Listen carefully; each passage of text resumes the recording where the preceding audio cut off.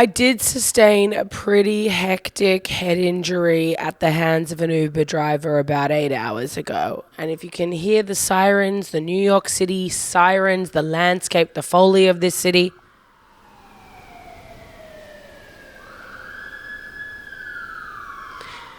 those people are coming to get me, because I'm pretty sure...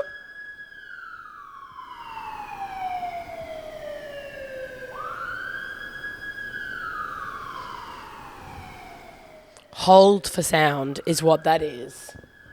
Let's just get into the episode. I was gonna... Whatever. Come on. Breathe in. Welcome to What the Fuchs with Jess Fuchs. Now breathe out. And scream. Because here's what's pissed Jess off this week. Now, the raspy tones of my voice reflect nothing but a life well lived. The last 36 hours has been a combination of late nights when I'm too old, scream singing Chapel Roan and other such songs at a wedding, and then a 2-hour sleep followed by a long flight. But in between the 2-hour sleep and the long flight was an Uber ride where I sustained a severe head injury at the hands of an Uber driver who showed little to no remorse. In fact, he almost in some ways victim blamed as if I got in the way of the boot closing.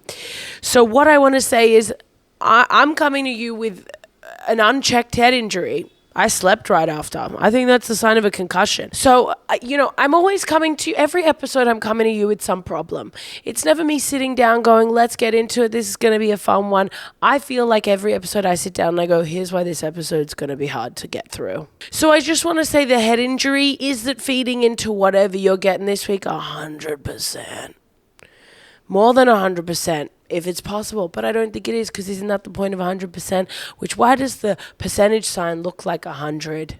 Conspiracy, intentional, investigation, CTE, severe head injury. You know what I'm saying? So I don't know where I am. I don't know where you are. But what I know is together we will be found. What happened? Okay, so let's just get right into the head injury, because I think it will provide so much context for God knows what you're going to get from me. But I do think this week I would like to discuss the survival techniques of a wedding season. That is really the through line that I'm hoping to get to. But given the raspiness of my voice, given the fact that I've just decided to wash pretty much all of the clothes in my suitcase with 24 hours until I have to be in another city for another wedding, and the heavy jeans are not going to dry in 24 hours, not in this city, not in this damp town. For someone with a head injury, I am being eloquent as fuck. I'll say that. Not a stutter, not an not an not a wasted word yet. And I do have a lot of ums and ahs in a lot of episodes. So I don't know, maybe getting knocked around, maybe this brain being shook a little was not the worst thing that could have happened to me. So I've been at a wedding, the first of 3. In a 5-week span, I will be attending 3 weddings. I know some of you have done more than that, some of you have done less. Whatever, it's not a competition. But in my house, because there's no one else in the house, I'm winning. So this was wedding numero uno. It was in Minnesota. It was my friend Delia. Now, what I want to tell you about the head injury is I get home at 2:30 last night. I am staying with 2 of my friends. Now, we're gabbing. We won't shut the fuck up. We're talking about everything. The wedding, how it was, everyone feeling great, whatever. It gets to 2:30, 3, almost 3. And I go, girls, my flight's at 6. The government's shut down. So that means that TSA has been issuing warnings that it could be even harder to get through all of the security checks. So I kind of need to be at the airport 2 hours before. Now, if we carry the 1, move the 6, then we get to 4 a.m. Now, I am 20-minute drive from the airport, so now we're starting to go, okay, 3:40. And now we're going, okay, 3:40, so it's 2:30, 2:45, so basically I slept for maybe a cool 90 minutes. After also screaming for upwards of 6 hours, because here's the thing about me, I may not be a drinker, One, everyone thinks I'm drunk because I'm acting a fucking fool. But I'm not a drinker, but I will scream at the top of my lungs, right? And so my voice is hoarse. I'm tired. Compounding that screaming with the fact that I slept all of 90 minutes. So I wake up. I'm pretty good at that. And now my problem is, and I feel like some of you would be this, if I know I got to be up for an important thing, if I know I can't miss a flight because I don't have the funds to buy a new one, I'm not really sleeping. I'm waking up every 32 minutes going, what's the time? Did I miss my alarm? Because I've done it before and I'll do it again. And last night was no different because I knew that it was a critical, I had to get on this flight because I booked this flight and it was so cheap. It was like $100 and something across the country, to the point where I go, I think that you guys missed a couple digits when you were charging my credit card. That's how cheap, where I was like, what are we flying on, just a dream and a wish? Because I don't think you had enough money from me for fuel. Petrol in a car is expensive. I can't even imagine what sort of shit you guys are racking up in an aeroplane, mind you. And you're charging me $100 to get across the country with 2 bags. That's a $50 extra added bag. $100. What? Literally, are you okay? So I'm nervous about that. I can't fly. I'm hoping the pilots are having a restful night, more so than me, because they have to get us using nothing but manifestation from Minnesota to New York City. So wake up, finish packing, basically just shove a bunch of shit in a bag, get dressed in the dark so I don't wake up my girly roommates. And I go downstairs and I fall asleep on the couch while I wait for my friends Matt and Lindsay, who were on a different flight to me, but at the same time. Now, yeah, I'm half asleep. I couldn't tell you what happened. It almost is like I came online as soon as I pressed record here today. So in some ways, doing the flight when you are so tired is good, because I actually don't even remember the smell, the people I passed, the situations in the airport.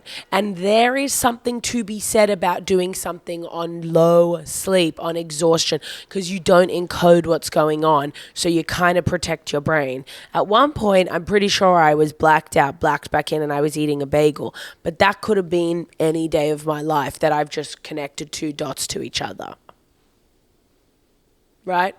And this bagel eating, I recall being after the head injury, so that also could have been before, and my brain was trying to like connect. I don't know. So we go outside of our hotel, we order an Uber, it's pitch dark, it's 4 a.m. We're putting our suitcases in the back of the Uber, right? 1, 2, 3, we each have a carry-on, we each have a personal item, as God intended.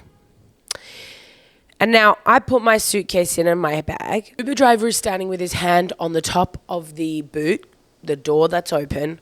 We're putting our stuff in. My friend puts his thing in. He moves. I pivot in. I put my bag in. And as I'm walking out from underneath the boot, this dude, he just slams the trunk shut. And what gets caught in the way? The back of my fucking head. And I am already asleep. So I don't even think my eyes are open before the hit. I get attacked. The back left of my head gets hit so hard that my neck and my head are literally still 8 hours later so sore. I crack down and I'm like, oh my God. And my friend Matt, he's standing there and he sees it and he goes, what the fuck? Because he was like, why would you shut? She's clearly standing under there. And the Uber driver's just kind of like, oh, are you okay? I'm like, can't. The brains are seeping out the back of my head. And I was like, not really. He doesn't proceed to go like, are you okay? Can I help you? Do you need something? Nope. He just kind of shuts the thing and gets in his car. And then I'm sitting in the car rubbing the back of my head. The part of my head that is most bald, mind you. Also, surely the back has some of the important stuff to protect. I mean, I know the front's got the cortex and all this shit, but the back's got to have something important. You know, the people always are like, oh, it's in the back of my mind. What's in the back of your mind? What's back there? Because I think mine's been chipped away at pretty good this day. So he looks back. I'm sitting in the back and he goes, oh, you're right. I said, no, you asked me that, so at least my memory's intact. I go, not really, that hurt. And then what does he do? Puts the car in drive.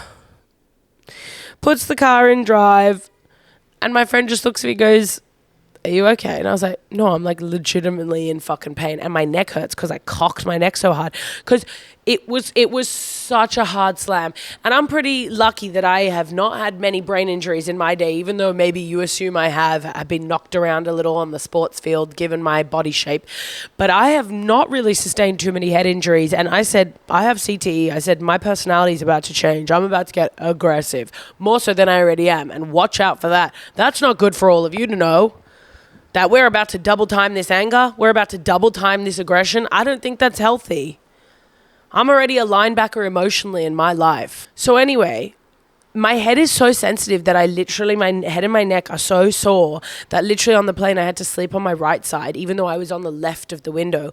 But every time I kind of tried to curl up into the window seat, I was like wincing. So, and then I get to the airport and I realize that I booked a flight that wasn't to New York City, but rather New Jersey. So, I mean, pile it all on. And then I got here. My brain injury taught me, clean your clothes. You got to go to Boston in 24 hours. So it's not a good day. It's not a great day, but it's a day. It's a day we're getting through. So that's my head injury. And I'm not even kidding. Like the back of my neck, like the top left of my neck, I'm like, could I actually have a legitimate problem? And even then, what do you do? What do you like submit a claim to Uber? Do I go to a hospital? It's like, what happens now? No one really prepares you for this, you know? Your parents don't really prepare you for like being hit in the head by an Uber driver, how to survive a heartbreak. They might teach you certain things. I don't even know if that's true. I don't know what I was taught. I guess how to be nice. How to overextend and put yourself out so that you're inconvenienced but everyone around you happy. People pleasing. Okay. We're telling secrets today, girls. It's because the brain's rotting out. The brain's seeping out the back of my head and right into this microphone. Cheers. I'm pretty sure I have a head injury. But what a beautiful, fun ending to a great wedding, I gotta say. And I feel like there are very few holidays or trips that I take where I don't sustain some sort of injury. And that's something I'm learning about myself. I've broken a toe in Fiji. They put me in a full leg cast. We don't have time to get into that. I broke my ass in Ireland. A man offered to take me out of a hot tub if I just have a hot tub. He goes, a random man, mind you, who works on the cliffs of Moher, which is where I slipped and broke my ass. Most of you should know this by now. This Irish man, he comes up, he goes, just go home, get in a tub, love. I don't think that's Irish. And imagine I got a brain injury. He hits me on the head. He goes, "You all right?" And then I just start speaking in an Irish accent. I'm like, "Yeah, diddly." No, don't do that, Jess. That's really you can't. If you can't do an accent, don't attempt it. Point blank. Move on. The wedding was stunning. Okay, the wedding was a lot of fun. It's my friend Delia. We're about to celebrate our 10-year friendship anniversary in March of 2026, which is beautiful because the friends you make as you get older are a very unique brand, which I really appreciate because it's like kind of more who you are. We met when I was like 22, which is crazy, like baby, but at the same time I knew who I was more than like the friends I made when I was like 10, you know what I mean? And those friends have their merits too. There is nary a waste when it comes to a friendship. Okay, Delia commenced wedding 1 of 3 in the United States of America. Now when I think about surviving these 3 weddings, what I want to do is go through some hot tips with you. Hot tip number 1 is I have been struggling all week to find a dress for the next wedding, which is happening this weekend coming, because it has a specific dress code. There's multiple events. On top of those multiple events, each one has a dress code. Casual. And casual, you think, oh, casual jeans and a t-shirt. Not wedding casual, honey. Wedding casual is like a cute dress. Maybe a ballet flat you can get away with. Then there's formal. Well, formal, fucking hell. You know what I'm saying? So also I have to wear blue because I'm in the bridal party. However, she's not having bridesmaids, which is a very new trend and I'm kind of loving it. Delia didn't have bridesmaids either. But this friend is having like a bridal party that all have to abide by the color blue. Now the color navy, you have lots of dresses, okay, wedding dresses. But when you're not skinny, you can't wear like a navy just like slip and get away with it. Because when you're thin, you don't have to be stylish. When you're thin, you can wear anything like you're a coat hawk and people are like, that's stylish. No. If you're fat and you actually have a sense of style and you put yourself together in a way that's like hot, that's the accomplishment. Really, most brands should be showing us how special their clothes look on a fat person, because to dress a thin model, both literally and one in the window, is unimpressive to me. So if I go to a wedding and I see some thin bitch wearing a spaghetti strap silk chiffon dress, no jewelry, a simple pair of heels, I go, I'm unimpressed by you, doll.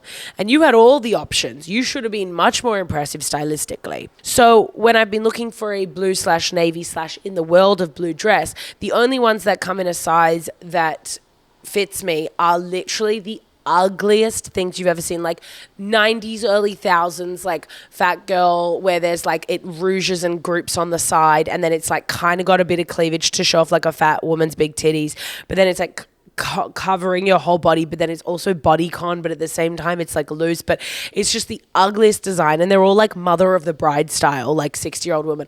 And you could be like, well, don't have a body that's fit for mother of the bride. For sure, we don't have time to unpack that today, so I'm not going to take you blaming me for my body shape. Okay, I'm going to take my genetics. I'm going to take God himself.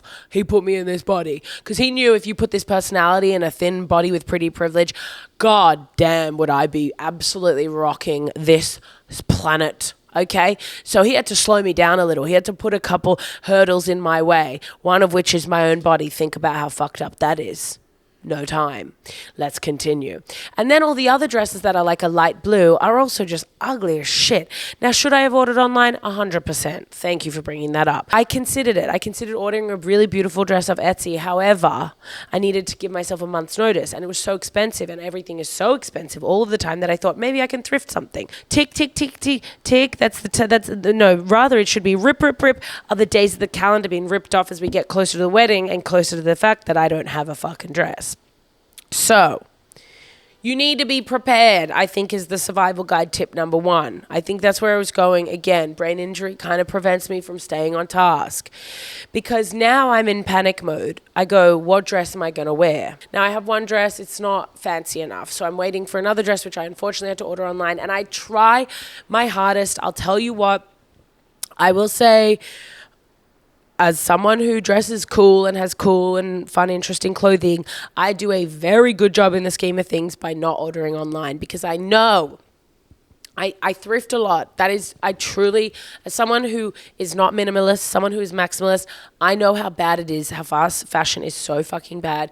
And I have purchased fast fashion in the past, but I try my hardest now. If I'm going to buy like a fast fashion piece, it is going to be from a thrift shop. So I'm like, if I saw like an ASOS whatever in a thrift shop and I like it, I'll buy that, because then at least it's like not just going to landfill. And I know these are just like tiny little asterisks that aren't actually fixing the problem. Whatever. There's only so much I can do. I was hit in the head with a car earlier today.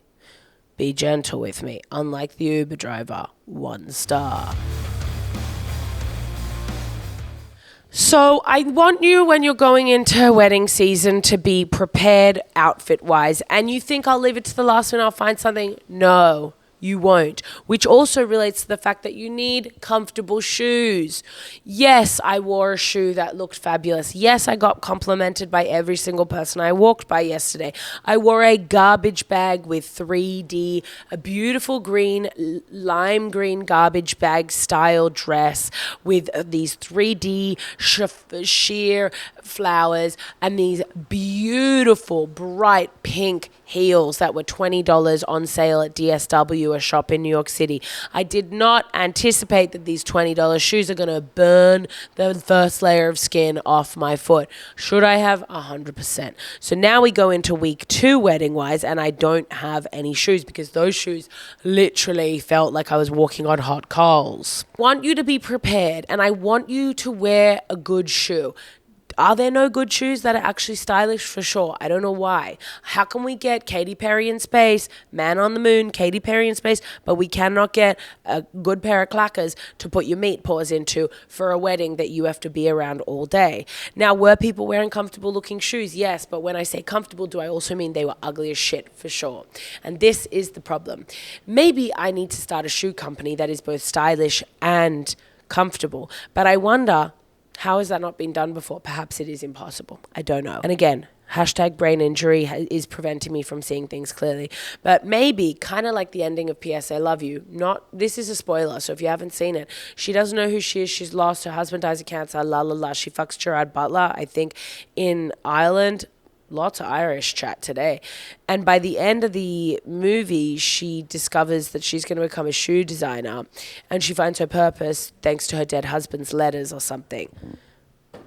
Talk to me about the reference there. I've lost my train of thought, but I think the point was maybe that's my calling, to be a shoe designer. I fall asleep literally in the podcast. I for sure have a concussion. So I need you to be prepared with your clothing, and I need you to, when being prepared, pick a pair of shoes that are actually going to sustain you, because nobody wants to have to sit down, okay? You want to be ripping in the dance floor. You want to be having a good time. You are a guest of the wedding. That means you bring the vibes. If you don't want to bring the vibes, do not RSVP for chicken and attending, okay? So a migraine is setting on. I think I'm going to have to Google head injury after this. Okay. Put that on the checklist. My eyes are getting heavy. So I need the outfit to be pre-prepared. I don't want you leaving it till the week before and picking something you don't feel sexy in. Okay? Because a wedding is a perfect opportunity to, say it with me, have sex with the DJ. Did I try last night? For sure. Does he have a girlfriend? Absolutely. Shout out to him. He did a really good job, unfortunately. There's nothing sexier than someone doing a good job at their job. And it is rare. Isn't that crazy to think? Most of us aren't good at our jobs. That's life, baby. Okay, now, the shoes as a survival guide. That's one thing I want to say. Okay, this next survival guide tip is a little bit harder because sometimes it's hard to anticipate. And this is kind of a tool you can apply to any event you're attending, which is you don't want to get stuck with someone clingy, especially at a wedding. And a wedding is a hotbed for the clingy mess because nowadays, it seems people are having these smaller weddings, which means less numbers, which means you might get an invite, but you might not get a +1. And I have been there before. It's hard, right? Because then you're walking in, you're a little uncomfortable, you're just trying to feel it out, right? You do not want to get stuck with someone who is coming in, not knowing anyone and being clingy. Am I a bit cold-hearted in saying that? Because essentially reading through the lines, not even reading through the lines, reading the lines, I'm saying, don't make friends. Yeah, you heard me. Unless you yourself are someone who needs friends, in which case cling on to the clinger and then best of luck and power to you. But it is a hard thing because I have been at events, and this isn't specific to weddings, this is any event where you end up having like a little, like almost a shadow. And that shit dampens the night because then you don't want to stay long. It's like you almost look over your shoulder and they're there. And the worst thing about someone who is clingy is often they are also not a good socializer, obviously. That I don't think I have to qualify, offer. But I am, because what I want to say is I was at an event maybe 6 weeks ago. It was 10 years ago, but my brain injury's playing me a fool. It was a little while ago, maybe 2 months. And I get stuck with a clinger. No worries. But I go, I'm going to try to extend a bit of graciosity toward you. So I include this person, of course. I'm not an animal. I have become one. This is my origin story of my Joker origin story. One too many clingers. It sent me over the edge. Yeah, that's the word. And I kept going, this is so-and-so, they this, they that, trying to offer the people we're walking toward a bit of context, and then also trying to include the clinger into the conversation seamlessly, beautifully, as a natural storyteller, as a natural community maker. Of course, I contribute, I get this person in. And if you, the clinger, are not making any small talk, if you are not helping the situation, I cannot do anything more. So you also have to get to a point where you just accept if you've given this clinger 1, 2, 3 chances and they are unable to pull their own weight, you cut them loose. And it's a dog-eat-dog world at weddings because there's so much going on. You don't want to miss the dessert table, which is what happened to me last night because I was yapping away with someone who is clingy. Okay? I put myself second. And so what happens? I was last to the dessert table. I got the scraps. I got to the table and there was the flour garnish. And I thought, that's going to be sour. I wanted a little sweet to end my night. So you don't want to get stuck with a clinger. How do you avoid that? Great question. What I will say is you pivot, you're nimble, you're light on your feet as a socializer. You schmooze, okay? Now, I like a wedding because it is a schmoozing time. You can hit the same points with different groups and it's fine, it works. Oh my God, how beautiful. Whatever. Do you know how many times I said you did a great job out there to anyone I saw someone holding a bag of flowers, someone holding a fucking microphone. I tell them they did a good job even when they didn't. It's just generic chit chat. It's I'm running for mayor at this wedding and you are one of my constituents. That is the energy I want you bringing to weddings. Now, is it exhausting? For sure. Can you go nonverbal at a wedding if you've had 6 in a row? You do whatever you want, babe. But I believe in order to survive, you go high energy, right? And then on the dance floor, you don't talk to anyone. You just ride and groove with the music, and that's how you survive. You do heavy socializing up top, and then you just coast off the wind you've created for the back end of that wedding. Because some people make the mistake of socializing during dancing time. No, those are important, getting your steps in. I'm holding my iPhone, shaking it as I go so that it gets those health numbers up. End of the day, I want to see a good 22,000 steps on there, and I was stationary for most of them. Thank you very much. That is how you're going to deal with it. Now, did I have any other points? I think those are my major learnings from recent social events and also yesterday's wedding. But I will say yesterday's wedding, I don't want to jinx it, went off without a bloody hitch. Is that the phrase? It was seamless. It was so fun and comfortable. There were no problems. There were no issues. I didn't notice any drama. If there was family drama, I was in my own world. I was tearing up the dance floor. You got no idea. I shredded those fucking floorboards. And you know why? Because my pink shoes this is my other survival tip. Thank you, Jess. This is my fourth and maybe final survival tip unless something else pops up. Now, we're about to go into trigger warning and overshare, and then we are going to go into a very well-made point. The overshare is I got my period. Now, when I travel a lot and I'm out of my routine, my period, she comes and goes however she wants. Doesn't happen often, but on occasion, when I'm jet setting around town, nothing stops your period like going economy because your body's going, oh God, I don't want to give you a child. I'm not bleeding for you, honey. I'm not ovulating for you. Look at you. Your knees are pressed up in front of the economy seat in front of you. You don't need an egg to drop this month. And I say, hey, power to you, sweetie. The body keeps the score. And my body's scoring up but do not have a child. So I got my period, right? And I wasn't really prepared because I was 2 weeks late. And I thought, well, maybe this month too much travel makes the eggs go bye-bye. You know what I mean? So when I got my period 2 days before the wedding, on my journey to Minnesota, I thought, oh, fuck you. But maybe God will bless us with something light. Just maybe a little, instead of a full, quail egg, I'll get one of those. No, maybe the quail, the big ones. No, the quail. Instead of a full emu egg dropping, I'm going to get a little baby quail, almost like they're the Easter egg size. I thought, done. No. She came with a vengeance. Okay. And I was prepared in many ways. I had my tamps, I had my pads, I had everything. But I was wearing a lime green dress that was garbage bag flavor, garbage bag texture. So I was worried that sitting down, my thighs are wet. And that's not a dampness, that's not a water dampness, but that's a blood dampness. Overshare. I told you, trigger warning. So with my shoes burning at the soles of my feet and what I was sure was period leaking down the back of my legs, I said to the girls, girls, I'm tapping out. I'm catching an Uber back to the hotel and I will be changing shoes and changing undies. Okay, just for safety. So I jumped in an Uber. I go back to the hotel, 7-minute Uber, no worries. I'm not made of money, but I've got a couple coins to spare when it comes to comfort. Get back to the hotel. Kick the shoes off. God, get a fresh tampon. And more importantly, I have a moment of peace to myself. And this is the final lesson. The wedding is both a marathon and a sprint, and those two things don't make sense together, which is why most people hate attending a wedding. So what I need from you is private time. What I need from you is go sit on that toilet. Go sit on that toilet for 10 minutes, take out your phone, take in a drink if you don't care about hygiene, go find a little pocket, a little area of the venue, and take a beat, because when I had my 25 minutes out, 10 minutes in, 7 minutes in the Uber, 7 minutes there and back, and about 10 minutes sitting down, changing some things down below, everything from the waist down got a renovation. the pad, the tampon, the undies, the shoes.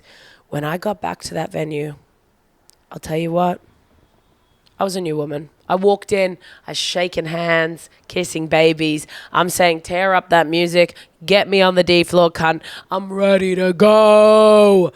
And having those moments to myself was revolutionary. Perhaps it was changing the shoes. We'll never know. But I think it was a combination. It was looking after myself, right? It's the same. They say with the wedding, you know, the bride and the groom, they don't eat, they don't sit down, they don't do this, they don't do that.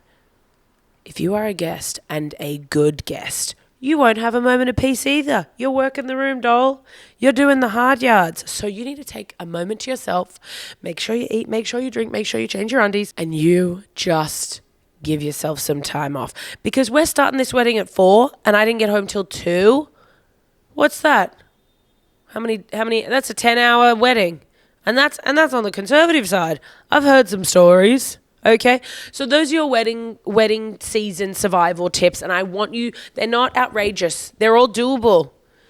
I didn't give you anything that's not very accomplishable, if that's a word. Take time for yourself in a corner. Squirrel yourself away. Wear comfortable shoes. Buy your outfit in advance. Don't get stuck with someone who is clingy. If you can find 4 better fucking tips than that, send them to me because I desperately need them because I still got 2 more weddings to go. I did want to talk about how weddings make me feel, but unfortunately we don't have the time. So that we are going to bookmark and we are going to put that at the episode next week because then I will have 2 weddings to have information from. This wedding was beautiful. Delia, like I said, I've known her for ages, so it was so cool to like see her get married. It's also sickening to think we are at the age where people are getting married and having children. It feels crazy because I literally look in the mirror and I look 100, but I feel 12. I still get a surprise when I get my period. Like, if that isn't teenage shit, I don't know what is. You know what I'm saying?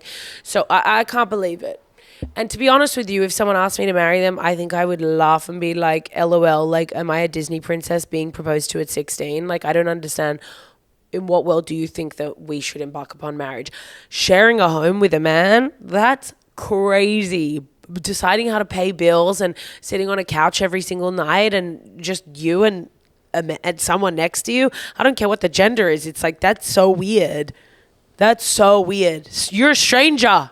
Even if I've known you, you're a stranger. And I want you to know that. Even if we are 25 years deep, you're a stranger. Anyone who isn't in here and hasn't had their head knocked around by the boot of an Uber is a stranger to me. And in some ways, I'm a stranger to me because my brain feels weird. All right. Well, I hope those tips have helped. If you've ever been hit by an Uber, give me some feedback because I don't know what to do. The head is feeling tender. I will say, you know, obviously some of you are aware and up on the fact that I was concerned about going bald, and I still am. However, at the same time, I think it's the New York water. My hair has been so crispy in the most beautiful way, and it feels really good. Like, maybe it's just growing back. Maybe that's what it is. I don't know, but my face has felt busted the last week because of, I guess, the period situation made me feel like grey. Look, whenever I have my period, I just feel like I look grey. And there are truths to that, right? Because we look different at different parts of our cycle in the month. Did you know that? Or at least we think we do. I don't really know the difference. Who cares? It's like if a tree falls and no one hears it didn't really fall. If I have my period and I look grey and no one, you get the analogy, or you don't and we're at the end of it anyway. The analogy and the podcast. But I've been looking in the mirror recently and thinking, you thick bitch, this hair. I've also been giving some scalp massages, which is what I was told to do. It was really funny. I did already tell you guys I went to the doctor for being bald, and she was like, and everyone was like, you're being fucking psychotic. And I said, nay, I'm going to the doctor. And when I went to her, I said, I think I'm going bald. She goes, yeah, you are. And I was like, what? You're not supposed to agree with me. And I just assumed because the medical system works as such. A fat person goes to a doctor and goes, doctor, I need help. And they go, well, you're fat. And it's like, yeah, but my wrist can still be broken and need attending. You know what I mean? Like, being fat is not always the answer. Sometimes it is, sometimes it isn't. So when I was going bald, I thought, here we go. She's going to go, yeah, you're fat, so you're bald. Which, I mean, sure, those things can overlap, but I don't think it's a necessary, you know, it's not an inevitability always. And so I go, doctor, I think I'm going bald. And she goes, you are. And I said, what? And she didn't say that it's because I'm fat. I go, oh, maybe the medical system is changing. Shock horror. And then she told me it's because of stress. And she asked me if I had had a stressful event 2 to 3 months prior, because then what happens is your body stops creating the hormone which grows your hair because it's focused on other things. And I was like, what can I be that stressed about? Like, how weak is my body that I am that stressed that my hair goes, we can't be growing here? I wonder if the hairs on my head got wind that I had done full body laser from the lip down, and we're like, well, fuck that. If she's not letting us keep our cousins, why would we help her out? You know, fair play on their part, bit of a power move, and I respect it. So she said it's because of stress. Now then I go to my hairdresser, a brand new hairdresser, because I wanted a fresh cut, and my hair was going grey from the stress of the going bald. It's a toxic cycle that I'm locked in. You know what I'm saying? And I go to this hairdresser and I say, I'm going bald. I've gone bald. It's growing back, but I was stressed. And she goes, and she was like, well, I understand. I went bald a couple of years ago. And I said, oh, why? And she said, because I had cancer. And I said, well, now I can't complain, can I? So the wind were taken out of my sails there, but at least she was sympathetic. If anything, I couldn't be empathetic to her, but she could be sympathetic to me. And that's not a power dynamic you want to be in with a woman with scissors to your scalp. So, you know, that did take the wind out of my sails. It took the wind out of my sails too, you know, but my sails were also packing down because I was feeling really good about myself. The fact that the doctor validated that I was actually going bald when everyone else was gaslighting me into saying I'm going crazy.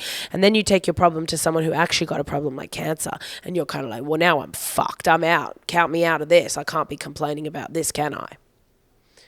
I am almost sure I've got a brain injury. If any of you have anything to say about that, if it feels like I am actually having a brain injury, I need some feedback because I'm alone in this apartment. Righto.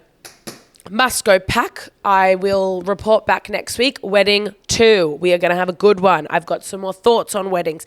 I want to tackle the emotional side of weddings. I want to tackle how I feel. We have discussed weddings in the past, but I think these are going to be some more boots on the ground kind of thing. And I think if you know me, if anything, I'm a woman in STEM. I love getting my data. I love getting my hands dirty. Righto, best be off. Thanks for listening. Let me know about the head injury, and love ya. Mwah.